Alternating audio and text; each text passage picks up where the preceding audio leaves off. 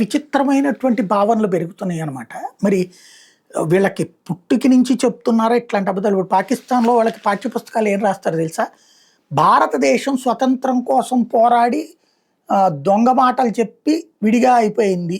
అంతే తప్పించి భారతదేశం నుంచి పాకిస్తాన్ ఏర్పడిందని చెప్పరు ఆళ్ళ పాఠ్యపుస్తకాల్లో. పాకిస్తాన్ నుంచి భారత్ విడిపోయిందని చెప్తారు. అంత దరిద్రంగా ఉంది. ఇప్పుడు ఇది కూడా చూస్తే ద ఇండియన్ ముస్లిం అట వీళ్ళు. ఒకవేళ మీకు భారతీయ ముస్లింలు నచ్చకపోతే మీరు నేపాల్ వెళ్ళిపోవచ్చు. ఇది ఔరంగజేబు, అలంగీరు, టిప్పు సుల్తాను, మహమూద్ షా గడ్డట. ఇక్కడ హిందువుల గడ్డ కాదట.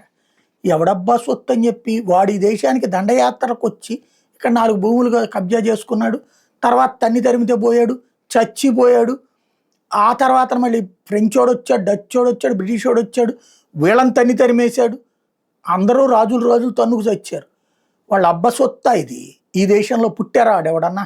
ఎక్కడో పుట్టినోడు ఈ దేశానికి వస్తే వాడు ఈ దేశాన్ని పరిపాలించాడు కాబట్టి వాడి గడ్డ అంటే, బ్రిటిషోడు నా గడ్డ అంటాడు, ఫ్రెంచోడు నా గడ్డ అంటాడు, డచ్చోడు నా గడ్డ అంటాడు. వాళ్ళకి ఇచ్చేద్దామా? ఈ దరిద్రులు ఎవడైతే ఇట్లాంటి స్టేట్మెంట్ ఇచ్చాడో వాడు కావాలంటే పాకిస్తాన్కి పోవచ్చు, ఆఫ్ఘనిస్తాన్కి పోవచ్చు, బంగ్లాదేశ్కి పోవచ్చు. భారతీయులది భారతదేశం కాదు నేపాల్ బొమ్మనం అనే అర్హత ఎవరికి లేదు.